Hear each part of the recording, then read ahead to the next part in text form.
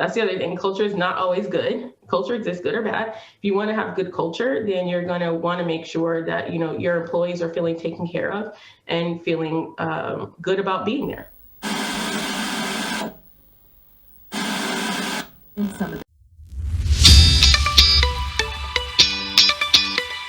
Hello and welcome to the Culture Things podcast. I'm your host, Brendan Rogers, and this is episode 44.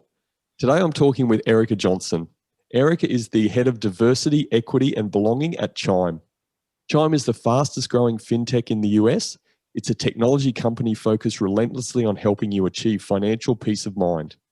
Erica is a people person and has spent her career building effective people and human resource functions through a focus on employee experience and diversity, equity, and inclusion.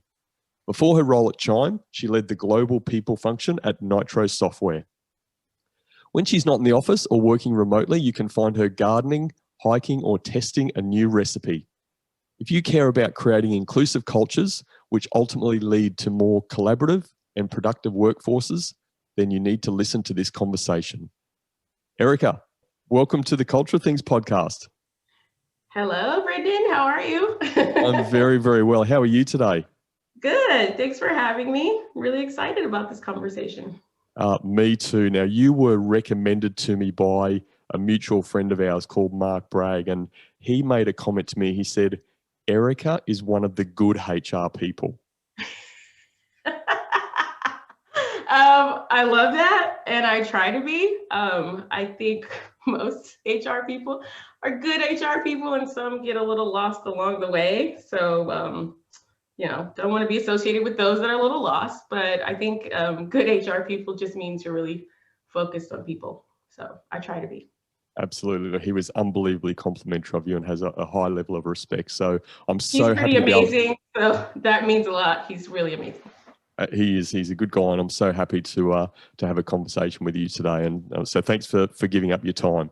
Yeah, thanks for having me again. So Erica, we've got a bit to cover through this diversity, equity, inclusion topic, which you're so passionate about. First of all, you've moved from Nitro, taken a bit of a shift, and you've gone into this business, Chime. How about you tell us a little bit about Chime and what was it about you that you wanted to make this move? Yeah, so I think you said a lot about what Chime is, but Chime is a fintech company based in SF. Also have offices in Chicago and Vancouver. It's really focused on, having products and services that help our members achieve financial peace of mind.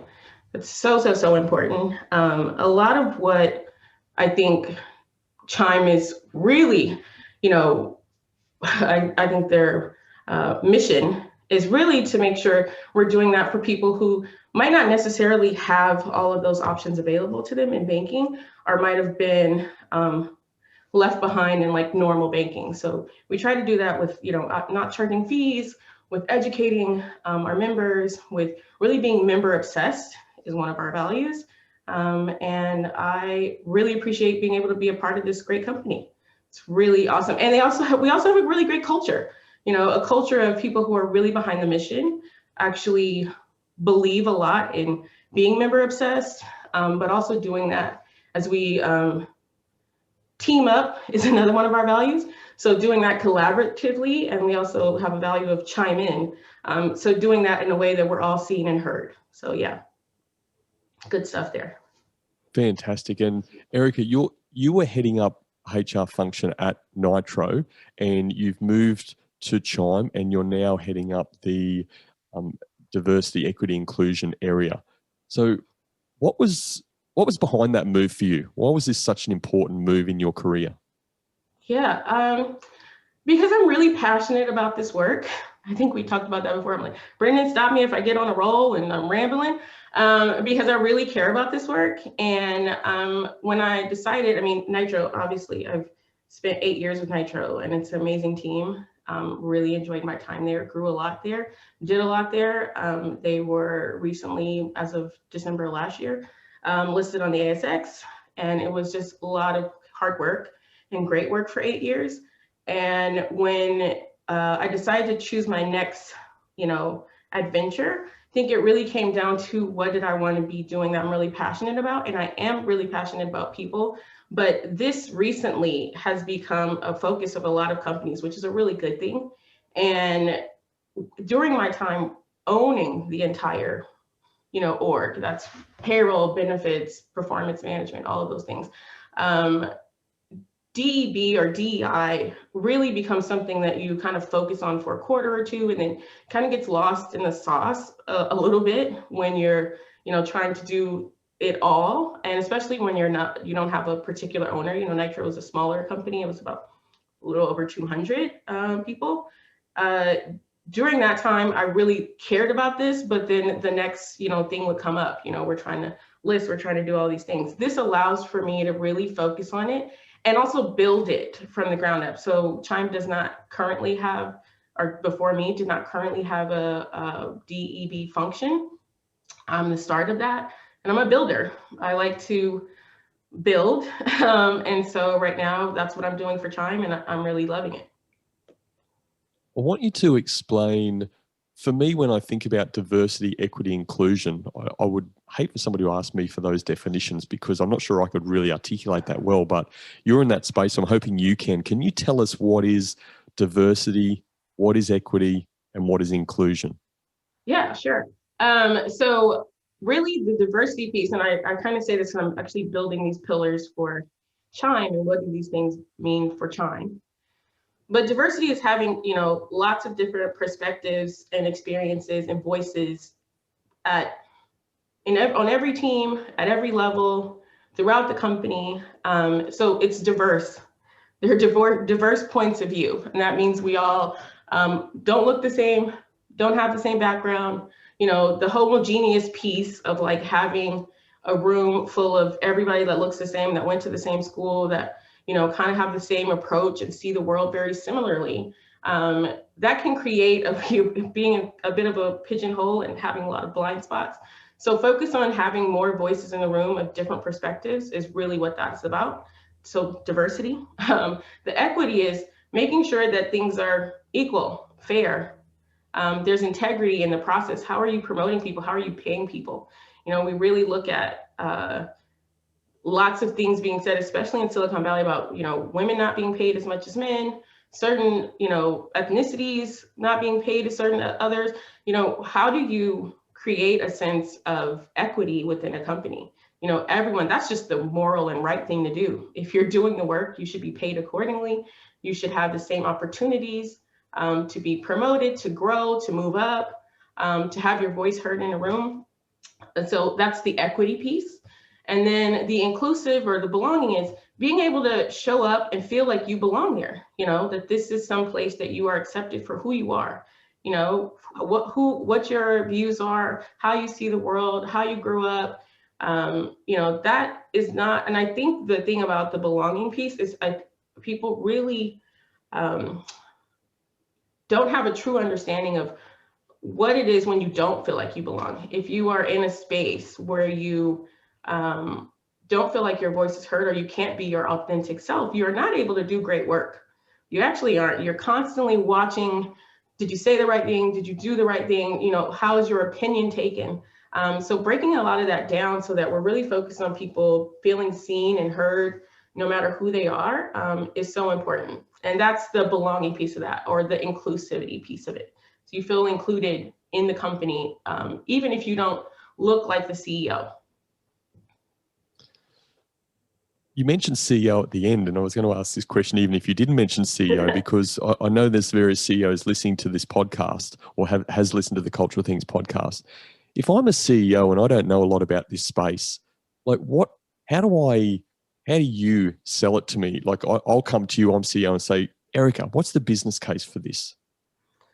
I mean, what's not the business case for this? I mean, that's where I need more than that, Erica. My shareholders need more. My board needs more. What is it? I'm like, it's a no-brainer. Look, I think when I talked about blind spot, unless you're a team of one, you need a level of diversity, equity, and belonging in order for it to operate at the highest level.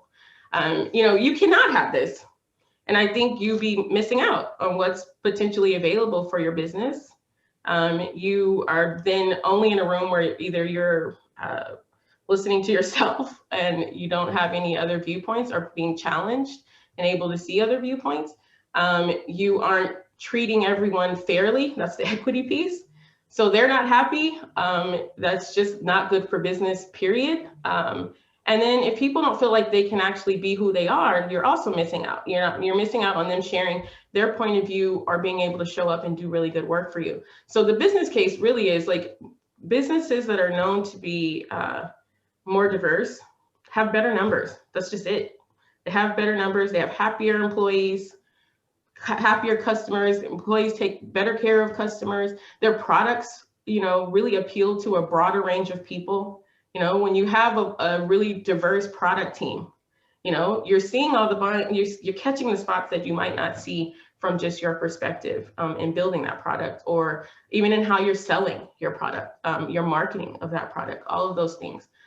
So it's important, I think, from a business case for us to do this. And then just, it's the right thing. If you want to consider yourself as a great culture company, great culture companies do good by people. They have a viewpoint on the world that, we want to do well for our employees and create a culture, because culture exists, good or bad. That's the other thing. Culture is not always good. Culture exists, good or bad. If you want to have good culture, then you're going to want to make sure that, your employees are feeling taken care of and feeling good about being there. So, yeah. Okay, you've sold it to me. Awesome. Now you've sold it to me. My next question to you as CEO is, so why aren't so many other companies doing it? I think it's hard. I think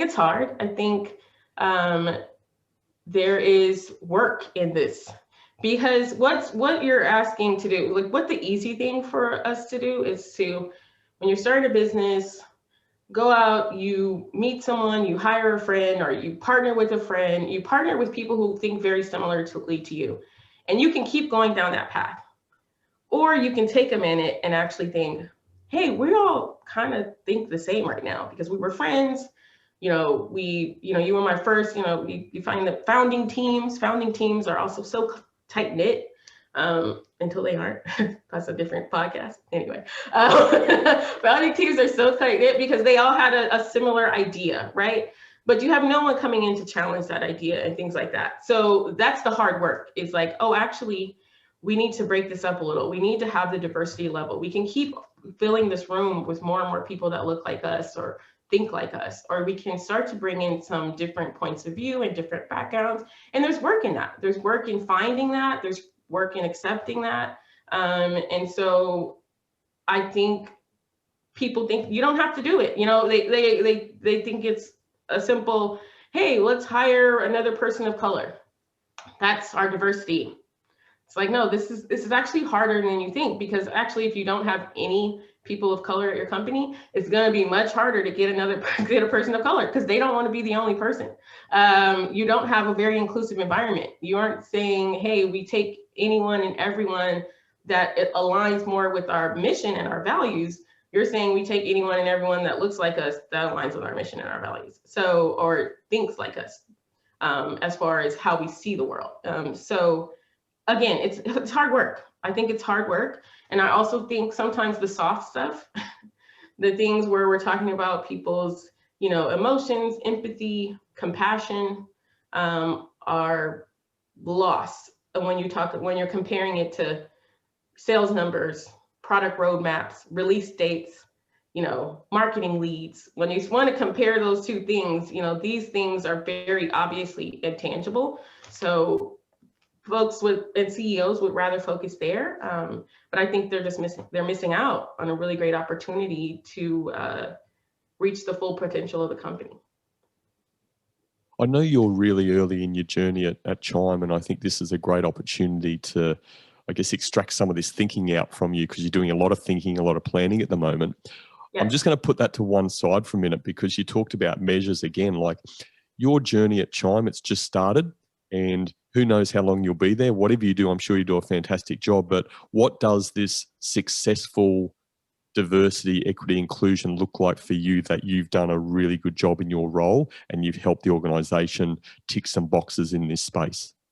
Yeah, that's so tough. I hope what it will look like is us having a more diverse workforce. Chime is doing a good job at that right now, but we could be doing better. Obviously, I'm here and that's what we're going to be working on. Everyone at Chime feeling that way, feeling like we have a more diverse workforce and inclusive ways. I think, again, they're doing a really good job at that. But some of these, when we talk about metrics and numbers and things like that, when it comes to marketing leads, sales leads, all these kind of things, this work has its own numbers. You know, the data says a lot. We just talked about, I don't know when we started recording, but we did have a chat about the fact that I'm going to be meeting with a few of the Chimers, my fellow Chimers, early next week to really start telling a story with our data as to what we think is happening versus what is actually happening. Do we think we have a diverse workforce? Well, kind of. You know, we look around and maybe, but if we look at the numbers, that might not be seen, and that might not be the story.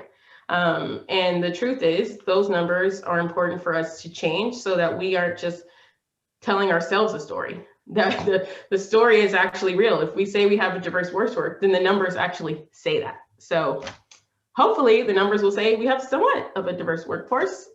They sort of start to say that right now. But I think the original numbers I looked at said that we can do better. So at the end of this, those numbers should look different.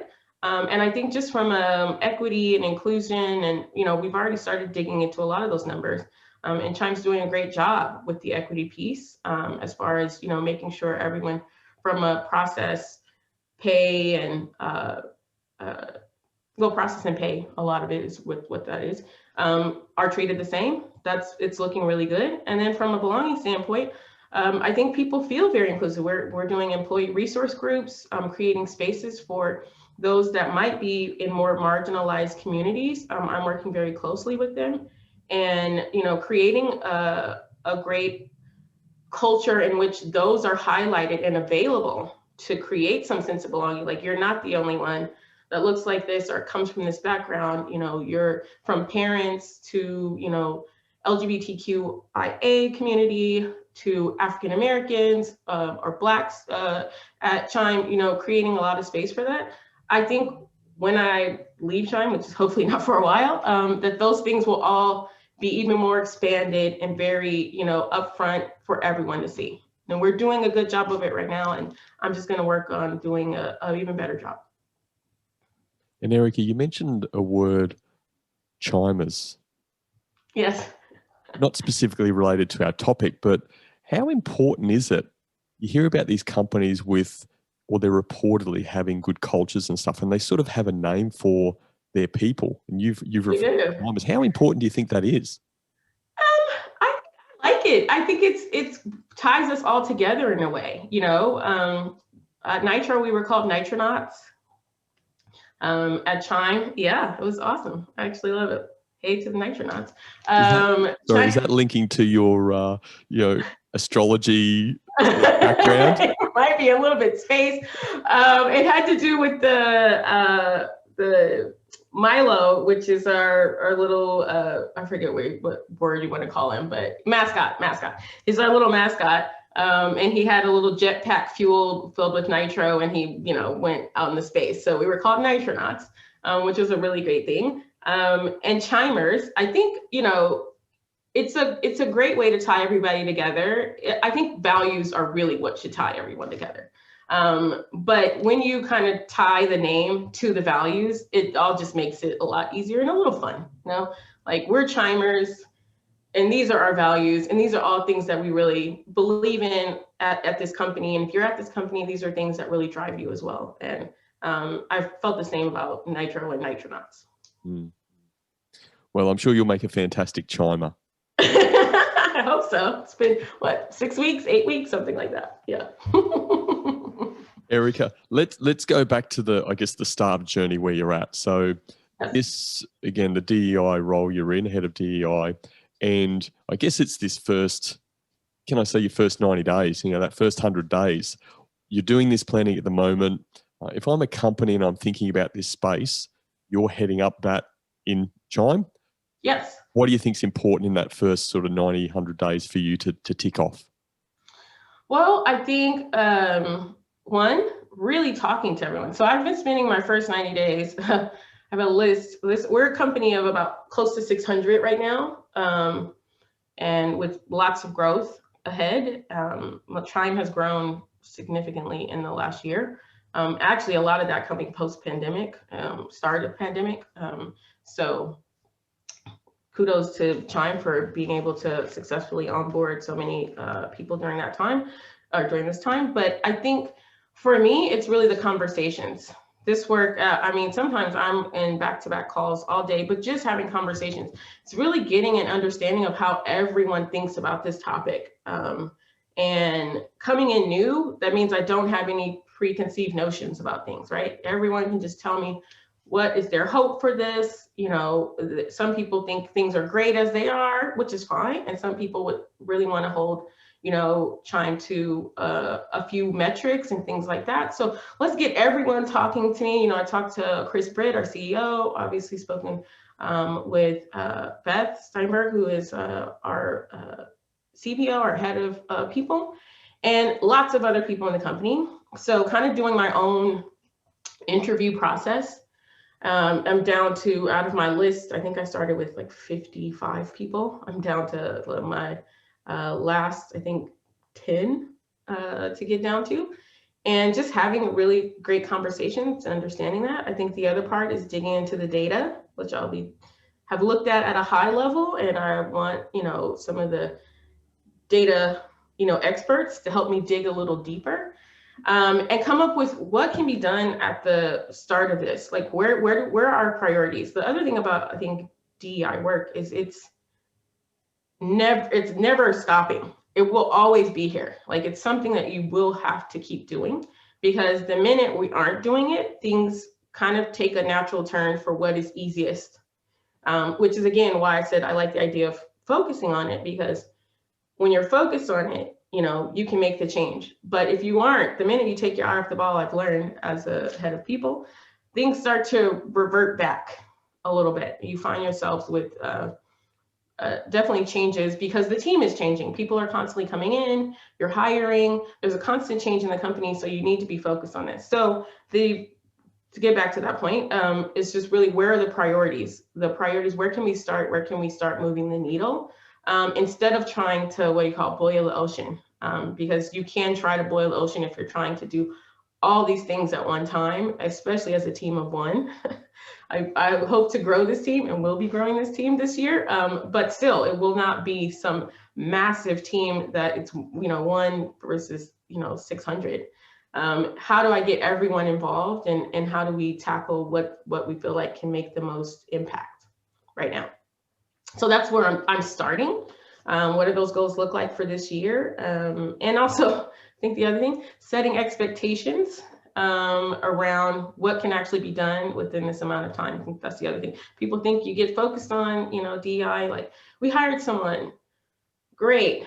Yeah, great. We hired someone and that person has a ton of work ahead of them. And this work, the way you plan for it, actually means changing slight behaviors, changing processes, changing procedures, which means you don't always see, you know, the impact of that immediately. It's not going to be something you see a lot in, you know, oh, we brought someone on and 3 months in, we have a completely diverse workforce, or, you know, everyone is, you know, feeling good about being here and feels included. You know, that's not necessarily what you're going to see. I hope to see, you know, changing that at the end of the year, but also setting expectation about what this is going to look like, this process is going to look like. And you also mentioned just before that Chime's about 600 people. They've grown a lot and they're looking to grow in the future. So is this Yes. DEI space, is this just for big companies? No, I love that question. It is not. Actually, Chime is actually getting a head start on it. I would say and how rapidly Chime is growing is actually, I think when I was starting, we were closer to 500. Like we're really growing rapidly at this point. Again, I talked to people, I've talked about 55 people, and it's lovely to hear people say like, oh, how long have you been here? And it's like 2 months, 3 months, 5 months. 5 weeks, that type of thing, um, growing rapidly. So when I think all companies of all sizes need to be focused on this work, whether or not they can have the resources available to them. I obviously am aware of, as I said, Nitro is a smaller company, so this fell under me as a head of people. I didn't have someone to just own this, but focusing on this work, the sooner the better. The sooner you get started on it, the easier it will be, because trying to create a more diverse, inclusive culture, all of those things, when you're 1,000 employees versus when you're 100 employees, it's a much different road. So yes, I, would say if you are more than a team of one, if you are now hiring your second person, or you're hiring your 15th person, or you're hiring your 57th person, then you can start focusing on this. Absolutely. What would you say to people out there that, the diversity, equity, inclusion space, and, there's some really proactive companies and people that really believe in their space, and there's, like anything, there's detractors. What would you say to those people that, might think, well, this is just another fad coming through in the people space in HR? Yeah, I'd say it's not going anywhere. And I think people want it to be sometimes because it's hard.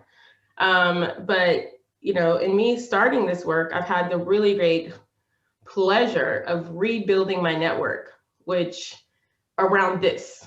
I would say before I had a great network of other HR leaders who I could call up and speak with, and I really love that. And now that I'm in this space, more focused on this space, because this is just an extension of that people function, right? But when I'm more focused on this space, it's rebuilding my network for like, what have leaders been doing? Who is leader in this space now? And I found leaders that have been doing this for 15 years, for 10 years, for, 4 years, all of that. It's been around. People haven't really been focused on it. I think it takes really shifts in the world and what's been happening recently that sometimes get people refocused on it. But it's not going anywhere. Employees are constantly going to want, and I think businesses are going to start to see the benefit of having more diverse and inclusive workforces. And the sooner you focus on it, the better. The sooner you kind of get into your head that this is not going away, that this is not a fad of the moment. I think one of my favorite quotes is like, this is not a moment, this is a movement.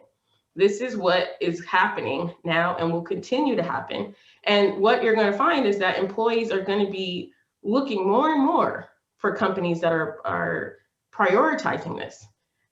So get started now. If you're going to wait till next year or 2 years from now, it's still going to be happening. You're just going to be behind. Sorry. Absolutely. Good points. Good points. Yeah.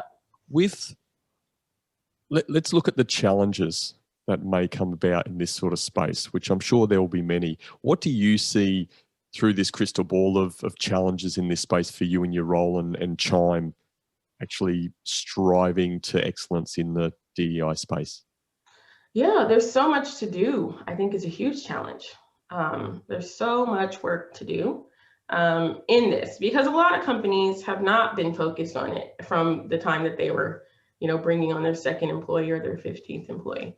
They're either, doing this now that you're, 5,000 or 1,000 or Chime at 500. And so there's some things already in place that might be hindering your ability to be as diverse or inclusive as you want to be, right? Especially when you're growing really fast. When you're growing so fast, you just want to bring on new people, the business needs new people, all of those things. So this work is actually going to slow that down a little bit for you. You're going to have to be intentional, like all of those things. I think the challenges are great in this space because there's so much to tackle. But I think, what I try to remember in this work is just one foot in front of the other. Little things, little changes will start to help. So getting a, consultant, the same way you would get, at that size, a comp consultant or, something of that nature, like a complicated process when you don't have the internal resources, put some budget aside to get a consultant to come in and help you get some, prioritize things that can actually start to move you forward. And again, this is going to be work. It's going to take time, but it's worth it. It's worth it. It's the same thing when you want to figure out how to pay people, or you even when you're starting and you want to start growing the team and you get that first recruiting consultant. All of these things are very important for the growth of your company. And if you're growing your company now, get the consultant in, have them help you prioritize, figure out what you can be doing right now to start to diversify and make sure you're paying everybody equally. And start early, because the work is a lot. It's a lot.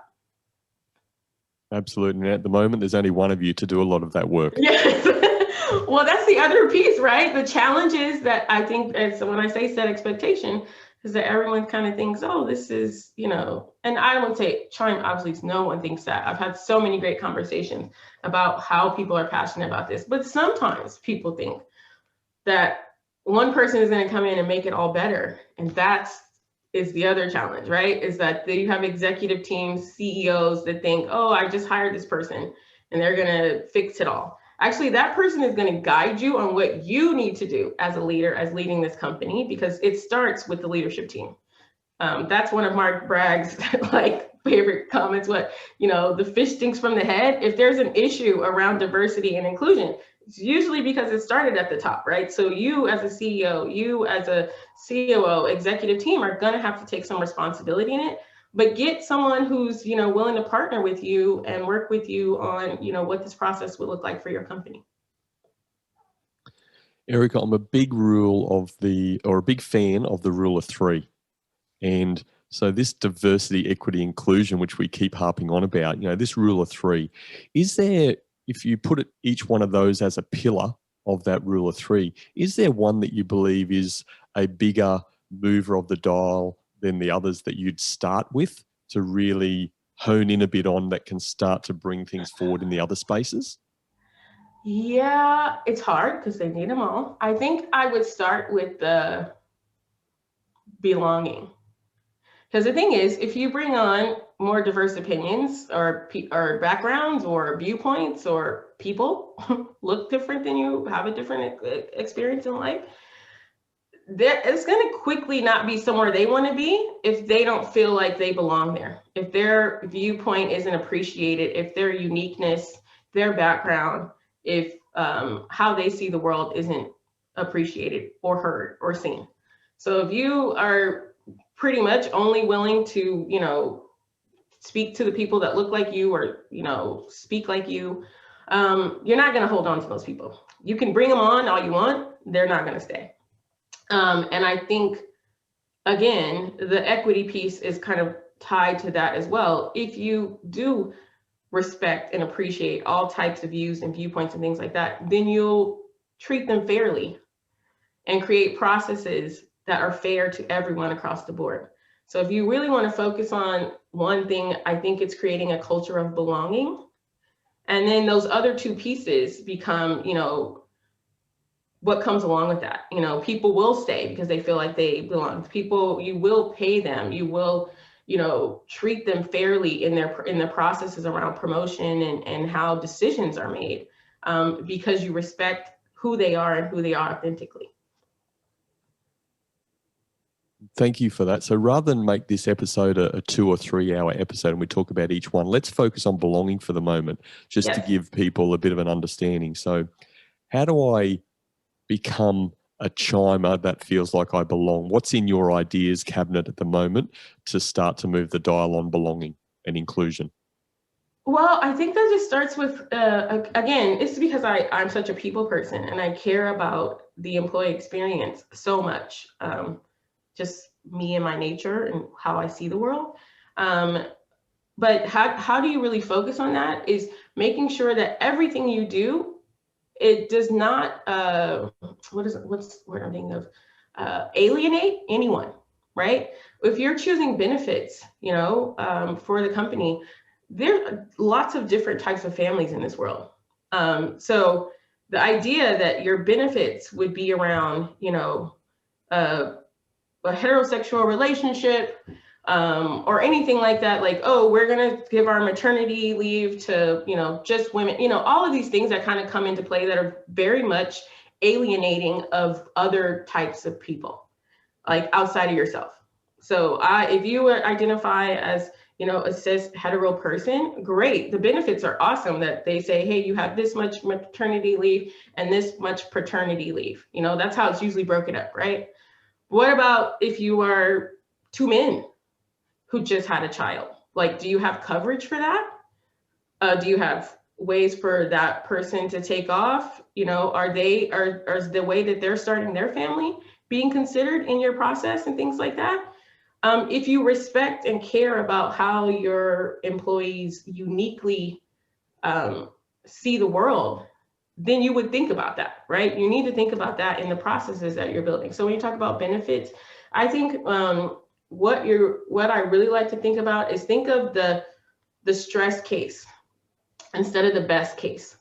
Think of like what could, possibly be the hardest way for somebody to have to be dealing with these benefits, and fix it. And then it will work for everyone, right? If you're thinking about someone who does not have a partner, who decides that they want to have a child, how are you supporting them, and how are you arranging your benefits and processes around them? And then guess what?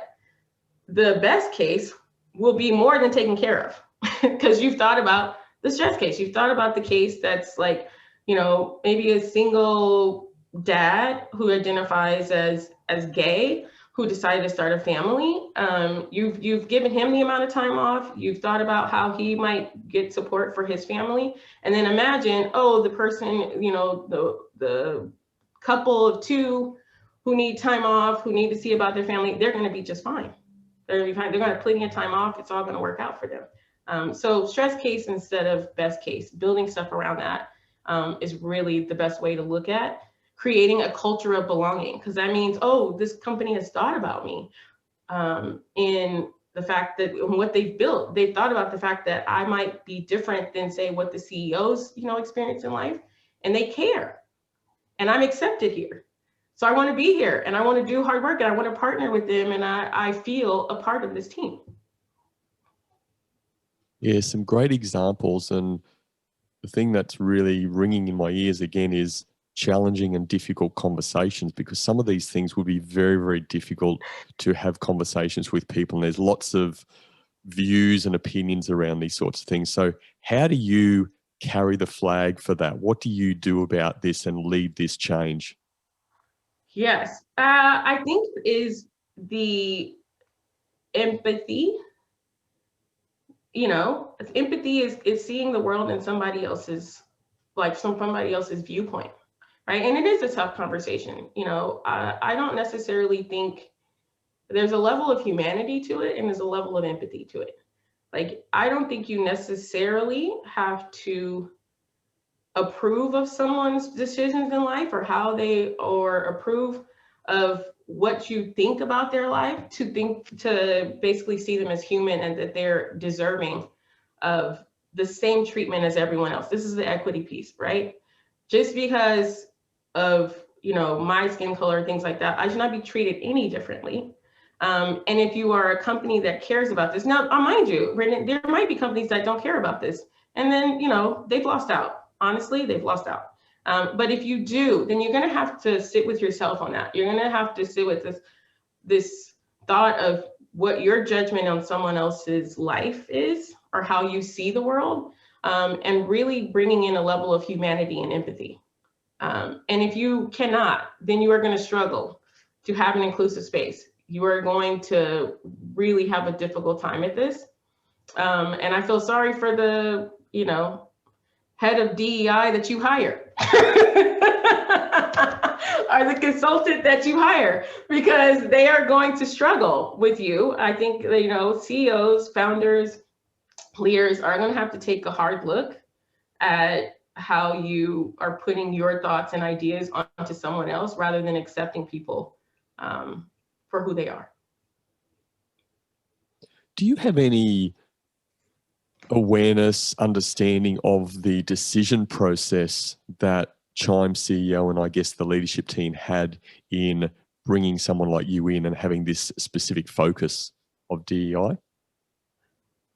I don't know a lot about the decision-making process. I think that this is important at Chime. Chime is actually really looking to create a level of equity in the world, right? For our members. That is the mission of this company, which is doing that in the financial and banking space, which is how do we help individuals who might not be able or be as accepted in typical, banking situations. How do we help them, build better credit, manage their spending, things like that. So they're already trying to create something inclusive. So I don't think this was that much of a challenge. I think that knowing Chris, and Ryan and Beth and the rest of the leadership team, I think this was important for them. And again, Chime is in this upward trajectory of growth, and they're decided this is the time to definitely bring that in because we're growing so rapidly. Let's make sure that as we grow, we're focused on this, which is important. Yeah, to me, what you've just explained, it sounds like the DEI role is just an extension of their core value sets. And this was just a natural progression. Yes. And I would say, again, it might be other companies that might say, well, that's their mission and our mission is very different than that. But I am a person who thoroughly believes in if you want a great culture, you have to care about your people. And so the same kind of care and compassion that I think Chime puts towards its members, it also puts towards its employees, right? We're having a great relationship, feeling supported, all of those things.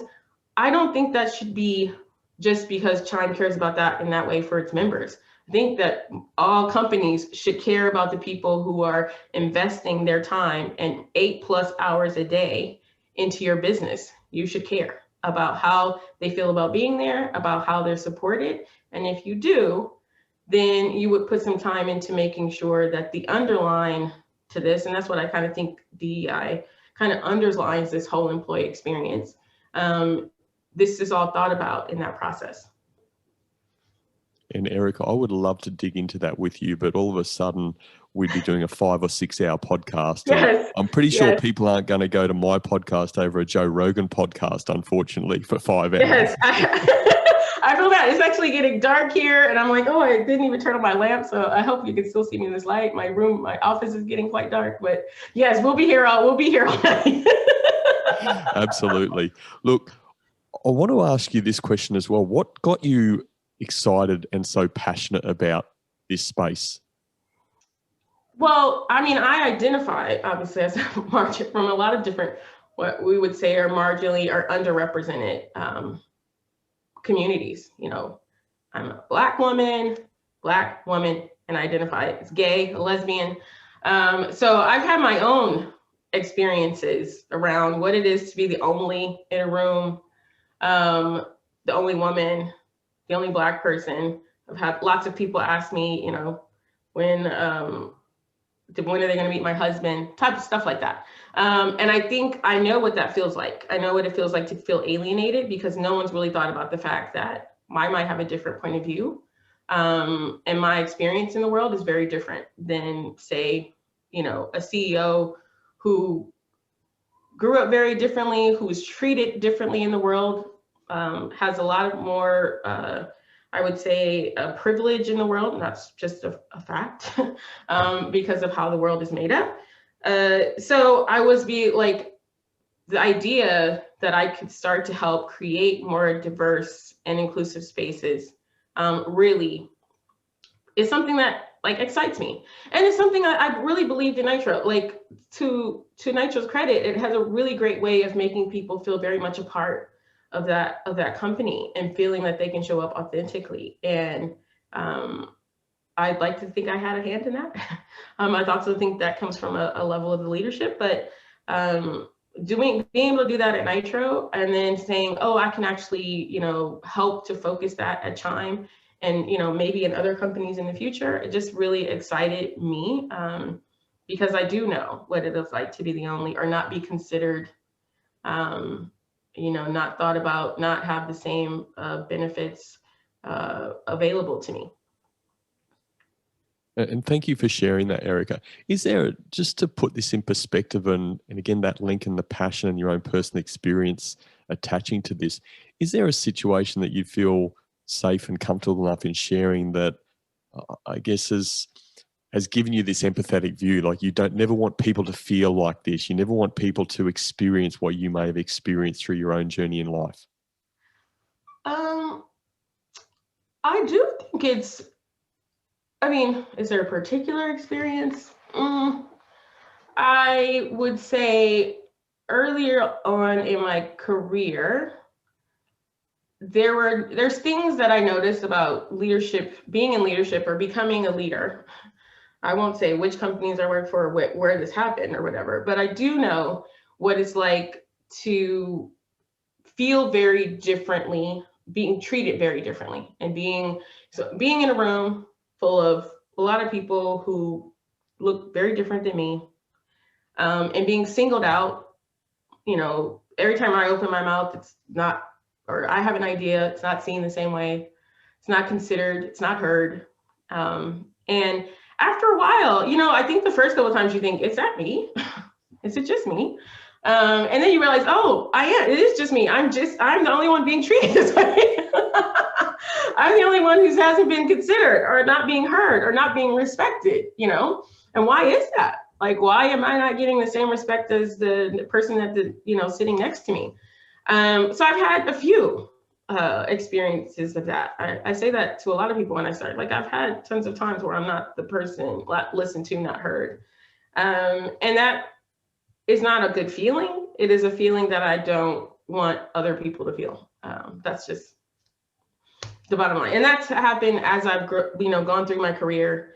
That also comes from being part of an HR function, and everyone sometimes thinks they're an HR expert because they read an article by somebody and they can tell you how to performance manage. But I think being an HR person, but also being a woman, also being Black, all those things come into play for sure. Thank you. I want to touch on recruitment a little bit, because again, you've mentioned a number of times how Chime has recruited a lot more Chimers recently, and many more to go. Yes. If I'm a company and I've got a handful of employees, can I say I'm leading the, I guess, diversity scene just because I hire a woman of color, let's say, or a man of color? Yes. I think I'm sorry, this is so funny to me. Only because, look, great, that's a good start. That's what you get. You get a good start. You were really focused on that. But just hiring one person of color does not make you leading the diversity charge. And it is especially not leading the diversity charge if we get back to that belonging piece, and the environment that you create for that person is not one of inclusion. So I think people should look, and it's also not, you can't be leading it if you pay that person less than you pay most other people in the business. Like, all of those things come into play. But good start. Good start. I've got 1 star. Yeah. Room for 4 more. Yes. Fantastic. Erica, what do you think is the challenge or the challenges for leaders in this diversity, equity, inclusion space? What stops them from doing anything about it? Yeah, I think it really comes down to a level of, you said it exactly right. What stops them, right? They don't do anything. It's the paralysis in it, but it is the fear of doing the wrong thing. This is, for a lot of people, something new. Again, I don't think this is that new, but for a lot of leaders, it is new. It's been in the news. It's been on LinkedIn, all of these things. But it's the not knowing what to do, not knowing the right thing to do, not wanting to say the wrong thing, not wanting to use the wrong terminology. All of that, I think, leads to a level of paralysis. So they just do nothing. It's kind of like, just stand still and let things happen. Like, I won't say anything against it. I won't say anything for it. I just will say nothing, and then everyone will be just fine. And I think that challenge is not the best way to lead, right? The company and employees and customers want you to lead. They want to know that you have an opinion on how people are treated and how your employees and customers experience your product. And so I think start again, this goes back to the, sit with yourself. Where's your fear coming into? You're not familiar with this space. You're familiar. It's not marketing numbers. It's not sales goals. Embrace the fact that you don't know, and that's okay. But that this is something that you think can really benefit your business, because it will. And then find someone who really knows what, knows about it. The same thing you do when you want to list, or you want to learn how to do a pitch deck, or all the other things that come into play, or you want to change up your sales go to market strategy. You hire people who know, and they help you through the process. So, but do something. Don't do nothing. Erica, I'd like you to share a bit of advice for people out there, small, medium, large businesses that listen to this today, or even not listening to this. They've got just an interest in DEI space, but they're not quite sure of how they do this, where they go, what they need to do. What advice would you give any leader out there that is considering this space and taking the first steps? I think the first steps is to sit with yourself a minute. Why are you doing this? Why is this important for your business? Listen to this podcast and then sit with yourself. Why hasn't it been done before? Do you really honestly see the value in this? Or do you just want, other CEOs or other people to say, hey, you're doing it too? Like, really, this was going to be work. So sit with yourself a minute. I'm a person who likes to sit with myself, think about, have some level of self-awareness. We talked about this pre-show. Great leaders have self-awareness of like what you're good at, what you're not good at, what your motivation is behind things, and get to a good point about how this benefits your business and how it does good in the world. Get to that point, and then decide whether or not you are at a point where you can bring on a resource to do this, or you should hire a consultant. There's all kind of consultant packages too. There's people who will come in and work with you for, 2 weeks on it, a year on it. I actually am working with the external. I think it's a benefit to even me as being someone hired by the company to do this work. We have brought on a third party, like auditor type DEI service consultant to basically look at everything, because sometimes it's looking from the outside is really helpful, right? Then you just scoring yourself. So I'm also working with them to go through all the Chime's processes, to talk to employees as well.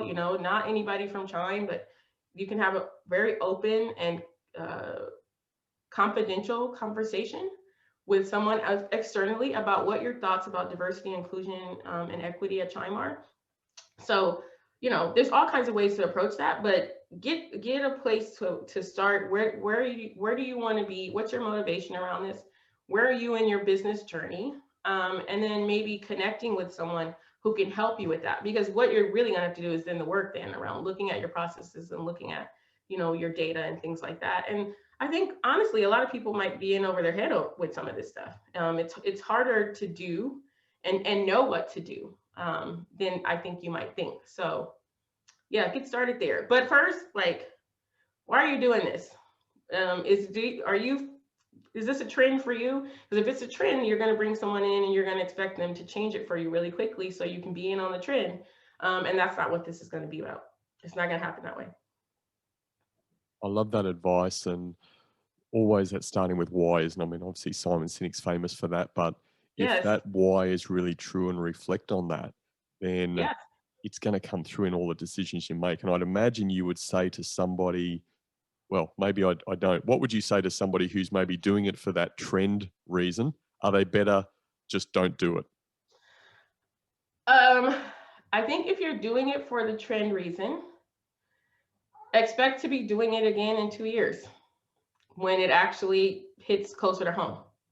Like, if you're doing it for the trend reason, then you're not going to have the right motivation behind it, which means you're going to get started on it. And then very quickly, you're going to, fall off and not be doing it because your motivation was to get on with the trend, and the trend is still going, but its trend is still happening because it's not a trend. Like, people are still doing this work, but it's not in the news cycles anymore, but people aren't posting as much on LinkedIn about it and things like that. and you're going to fall off because of that. And then, in 2 years, you're going to look back and figure out, oh, I actually needed that. I'm at now, why is my company not able, why am I having employee complaints about, this being a toxic work environment and all these types of things? How am I running into all this? Oh, remember that thing from 2 years ago? That was a trend. It's not. It's not. That was to help you build a culture in which people wouldn't feel that way. So now you're going to have to get back to it and start again. Yeah. Absolutely. Erica, thank you for sharing that again. And look, I know that we could really dig down into so many of these areas. And as we've said numerous times, we could talk for hours and hours. Given Yes. that, though, I think what would be best is, how about you tell listeners how they can get hold of you, because then they can contact you and you can talk to them for hours and hours and hours. Yes, I think I sent the link. You can look me up on LinkedIn, Erica Johnson, Chime. I sent the link there. You can also find me on Twitter. I'm more of a retweeter a lot than I am a tweeter. You might find a tweet from me here and there, but I tweet a lot about culture, because I actually think the people that I follow say a lot of the things best. But that's Erica_A_Johnson on Twitter. And you'll find that I follow some really great DEI folks, some of the best culture folks that I know, including Mark Bragg, and lots of other leaders in tech, and a lot of other people around social justice and things like that. So I would say I love a good Twitter retweet, but you might get a little nugget here and there for me about, how DEI is working in tech right now. Well, you mentioned Mark Bragg again, and I know Mark. I've only known Mark for about 18 months or so, and he's a fantastic dude. If he says anybody is a fantastic person, which he says about you, then you will have absolutely fantastic nuggets of gold to share. He speaks so complimentary of you and obviously the work you've done together at Nitro. I know you'll do a fantastic job at Chime and be one of the best chimers going around, I'm sure. Thanks. Well done on your appointment, and congratulations for living your passion and actually making a difference. I really, really appreciate it, and I really appreciate you giving me the opportunity. I haven't been doing a ton in the pandemic around networking or panels or anything like that. So I was really excited for this conversation, and it's been really great. And again, yes, we could be talking forever. I'm probably going to be fully in the dark pretty soon. So it's good that we're wrapping up, because otherwise I got to stand up and turn the light on in my office. But I really appreciate the opportunity to talk about something I'm so passionate about. And I hope that it's been beneficial to your listeners. And that if there's anything else that, little nuggets or questions or whatever, they find me, I'm happy to help. I try to do as much as I can in this space. I'm even happy to suggest some great consultants and things like that. Erica, it's been an absolute pleasure. Thank you for being a guest on the Culture Things podcast, and I look forward to our relationship continuing. Thank you. Thanks.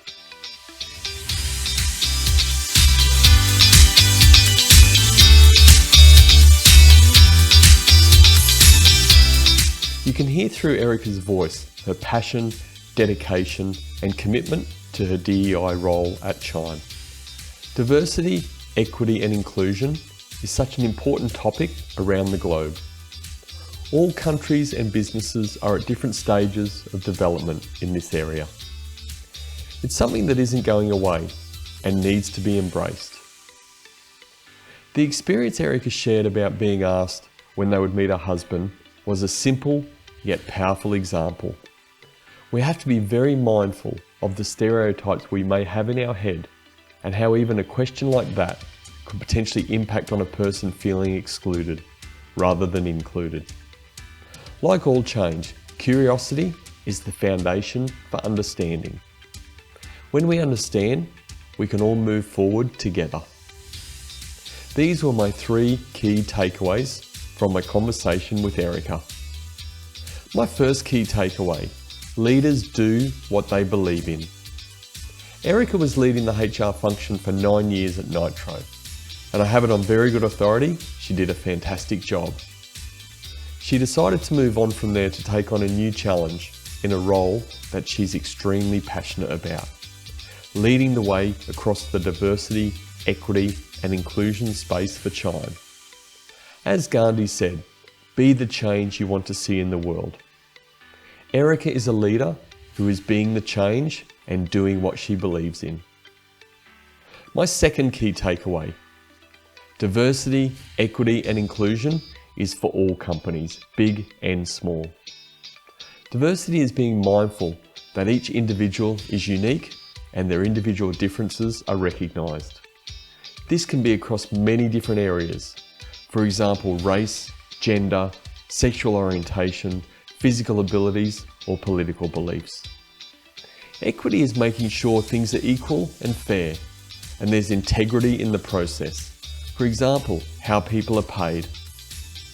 Inclusion, also known as belonging, is people being able to show up, being who they are, and be accepted. Basically being accepted as your authentic self. Based on the DEI definitions and examples, it's a no-brainer. DEI is for all companies, big and small. My third key takeaway: a great culture starts with caring about your people. Given DEI is about caring for your people, it has to form a part of the intention to build a great culture. People invest their time and energy in a company. Companies must repay this by caring about their people.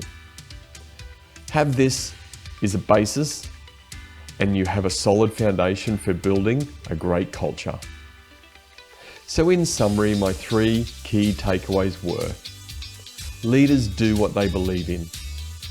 Diversity, equity, and inclusion is for all companies, big and small. A great culture starts with caring about your people.